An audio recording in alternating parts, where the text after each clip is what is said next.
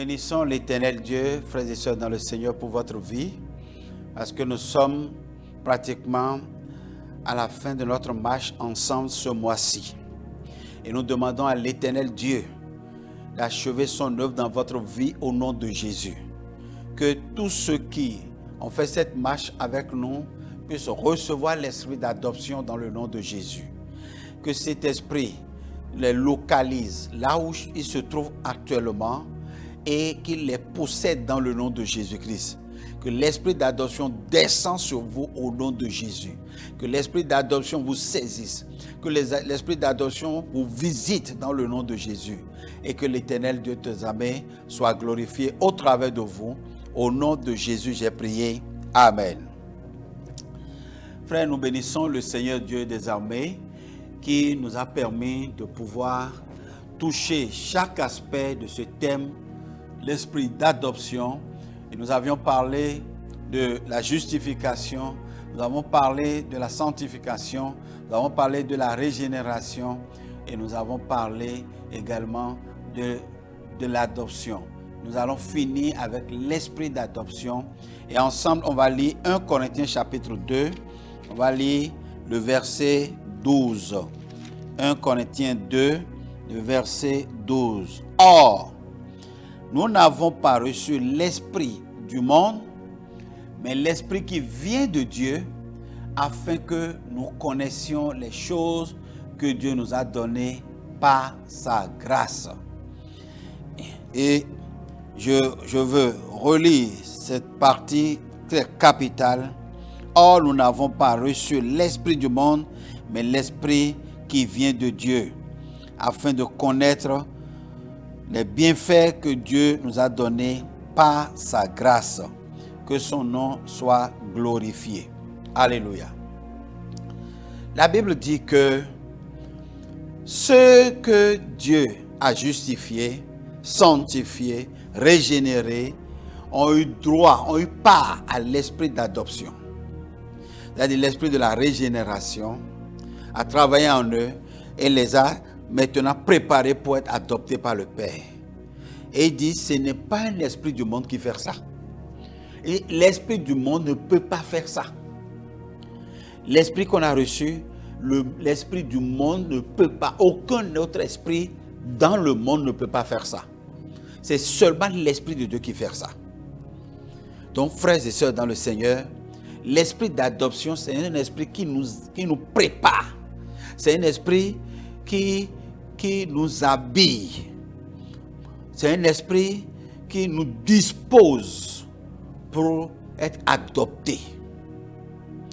Et vous savez, ce n'est pas un esprit, on nous a dit que Paul disait aux Corinthiens, il dit ce n'est pas un esprit qui vient du monde. Ce n'est pas un esprit qui vient du monde. C'est un esprit de Dieu, qui vient de Dieu. C'est un esprit qui vient de Dieu. Ce n'est pas du monde. C'est-à-dire, l'or et l'argent ne peuvent pas acheter ça. Le mérite de l'or ne peut pas acheter ça. Ce n'est pas par les bonnes œuvres qu'on peut recevoir cela. Donc, ce n'est pas disposé pour ceux qui sont toujours concernés par les choses de la terre. Vous savez que à Samarie, le magicien Simon a voulu donner de l'argent à Pierre, à Philippe, pour qu'on lui donne l'esprit. Et Pierre l'a maudit. Il dit, tu n'as ni pas ni l'autre dans cette affaire. Parce que ce n'est pas une affaire d'échange. Non. Ce n'est pas une affaire d'achat et vente. Non. Ici, ce n'est pas l'argent qui parle ici. Ce n'est pas le prestige qui parle. Ce n'est pas le luxe qui parle. Non. Ce n'est pas l'honneur qui parle. Non. Ce n'est pas le mérite. Ce n'est pas le nom qu'on t'appelle. Ce n'est pas l'estime du monde qui te permet d'avoir ça. Non. Il dit ça ne vient pas du monde. Du tout, pas du monde. Le monde n'a pas. Le monde n'a pas. C'est pour ça que le monde ne peut pas proposer une valeur pour l'acquérir. Ça n'existe pas. C'est l'œuvre continue depuis la justification à la sanctification, à la régénération, que donne droit à ça, à l'esprit d'adoption. Et la Bible va loin en nous disant que ce n'est pas un esprit de crainte et de peur. C'est-à-dire, quand l'esprit d'adoption descend sur le Fils adopté, il n'a plus peur de quoi que ce soit, de qui que ce soit. Il n'a plus peur de la mort. Il n'a plus peur des esprits méchants. Il n'a plus peur de la sorcellerie ni de la magie. Il n'a plus peur de ceux qui sont méchants. Non, parce qu'il sait qu'il est fils. Et en tant que fils, le Père met tout à sa disposition pour son bonheur et pour sa joie. Il n'a plus peur. Il n'a plus de crainte. Il dit, ce n'est pas un esprit de servitude. Ce n'est pas un esprit d'esclavage. Non, ce n'est pas un esprit d'esclavage. En Égypte, dans l'Ancienne Alliance, il y a un esprit qui animait les esclaves. Et la majorité des esclaves sont animés par le même esprit. C'est-à-dire la vengeance contre le maître. Tous les esclaves sont toujours animés de l'esprit de vengeance contre le maître. Parce qu'ils sont injustement maltraités. Ils sont injustement traités. Ils sont injustement privés des droits humains. Donc, ce qui les anime très souvent, c'est un esprit de vengeance. C'est un esprit de revanchard, voilà. Un esprit revanchard, c'est tout. On veut par tous les moyens avoir le maître, lui rendre coup pour coup, œil pour œil, dent pour dent. Et la Bible dit, ce n'est pas cet esprit-là qu'on appelle esprit d'adoption. Il dit, c'est un esprit d'esclavage. Quand on était esclave, le maître nous gardait sous son autorité ainsi et s'imposait à nous, nous faisait faire, nous obligeait à faire ce qu'il veut. Et dans la Nouvelle Alliance, notre maître n'est plus Pharaon dans la Nouvelle Alliance. Notre maître dans la Nouvelle Alliance, c'est le monde. C'est l'esprit du monde. C'est l'esprit de la désobéissance. C'est l'esprit d'impudicité. C'est l'esprit de désordre. Et c'est cet esprit qui anime les enfants de ce monde. Il dit, quand l'esprit d'adoption est en vous, il vient de Dieu. Et c'est un esprit différent. Ce n'est pas un esprit de œil pour œil, dent pour dent. Ce n'est pas un esprit revanchard. Ce n'est pas un esprit qui anime les enfants de ce monde où ils sont naturellement méchants. Frère, tu ne peux pas me dire que l'esprit d'adoption est en toi. Et quand on t'observe, on voit que tu fonctionnes, tu réagis, ou bien tu réfléchis comme les gens du monde. Qu'est-ce que l'esprit d'adoption fait en toi alors? En quoi il t'identifie? Il t'identifie à quoi? Il travaille et te prépare par rapport à quoi? L'esprit d'adoption. Ce n'est pas un esprit de timidité. Certains, apparemment, vous les regardez, vous dites, mais ils sont très mal calmes. Il est timide, il ne parle pas. Alors que c'est des gens qui sont comme des tombeaux blanchis.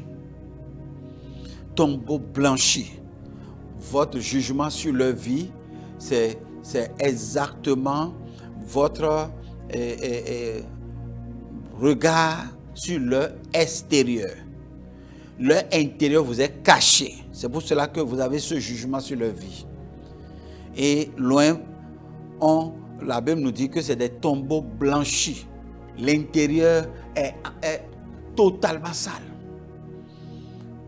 Des gens comme ça, l'esprit de l'adoption ne peut pas demeurer en eux. Non.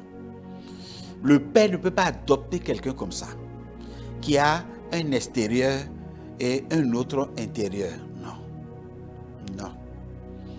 Le Père vit en nous. Il nous connaît. Il sait qui nous sommes. Il sait si son esprit est en nous ou non. Nous pouvons nous cacher aux autres. Nous pouvons nous cacher à tout le monde, mais pas à lui.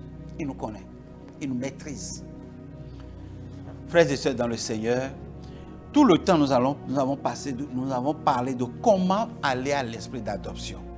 l'esprit de fils. L'esprit qui permet au Père de crier Abba, de nous permettre de crier Abba. Et le Père nous répond. C'est un esprit de fils. Quand cet esprit est en nous, cet esprit nous permet de dire Père, et le Père répond.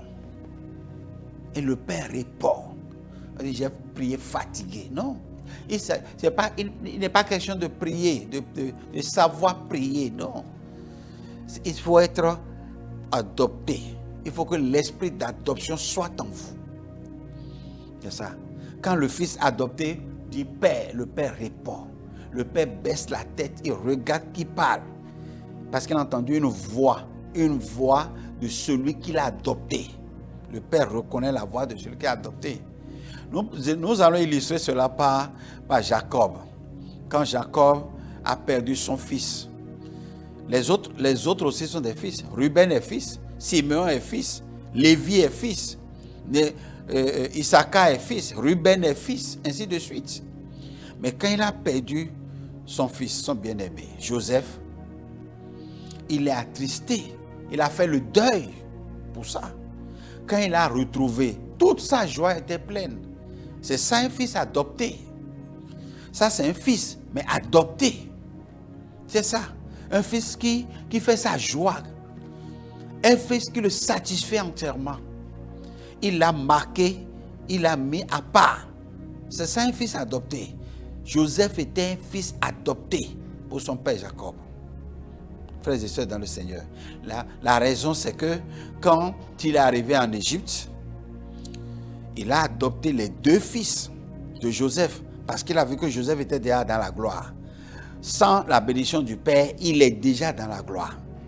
Alors il a préféré maintenant reverser la bénédiction de Joseph sur ses deux enfants, Manassé et Ephraïm. Et il les a intégrés dans la famille de Dieu, où ils sont maintenant tribus, membres intégrants de la famille de Dieu. Et on les reconnaît aujourd'hui comme des tribus.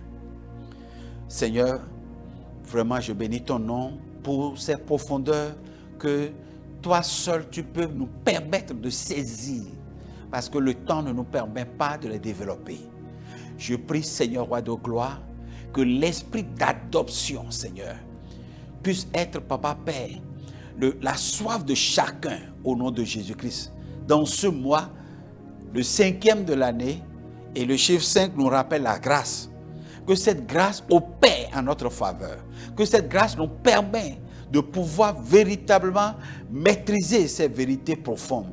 De nous permettre de comprendre et de rechercher ces choses. De nous consacrer pour ces choses. Tous ceux qui, par le langage de ce monde, sont déjà éloignés, Papa Père, de la foi, ramène-les à toi. Et fais-leur comprendre, Papa Père, qu'il y a des trésors inestimables, Père, que tu as réservés pour ceux qui croient en toi et pour ceux qui croiront également en toi. Papa, parle-leur sur ces trésors que tu nous as énumérés. Je bénis ton nom, Papa, Père, éternel Dieu, pour la justification que tu nous as accordée, pour la sanctification que tu opères, la sanctification continue que tu opères, pour la régénération, Seigneur, et pour l'adoption. Béni soit ton nom. Merci, Seigneur, Papa, Père. Honneur, gloire, magnificence à toi.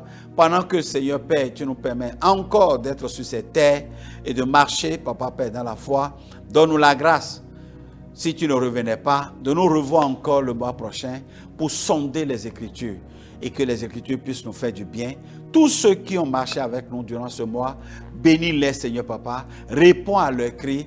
Papa Père, surprends-les agréablement dans le nom de Jésus-Christ.